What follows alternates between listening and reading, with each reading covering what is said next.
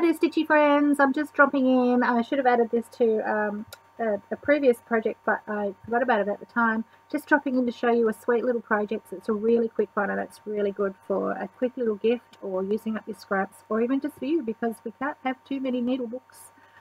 This is called the Clementine Needlebook, and it's really quick and simple. It was a little bonus project for something. I can't even remember what it was I did it for, but it was a little bonus.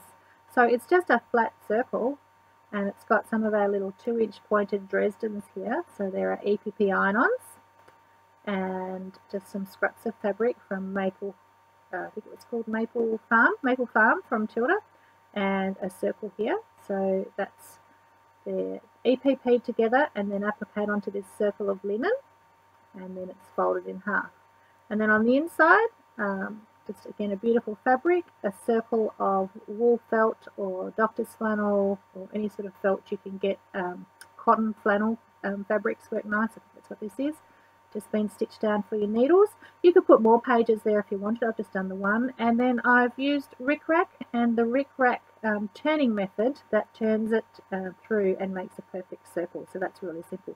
So you could whip these up. You could whip up several in a day, and they're gorgeous little gifts. I think they're really sweet. So that's called the Clementine Needlebook. You'll find them on the website. I'll put the link below. But just a simple little pattern. I think they're just a little $9 pattern, and they come with your pre-cut applique paper shapes in there, iron-on leave-in, and you can just use your scraps, or we have a few little kits. So hope you're having a great day, getting some stitching tucked in there somewhere just for your little daily therapy, and we'll see you again soon.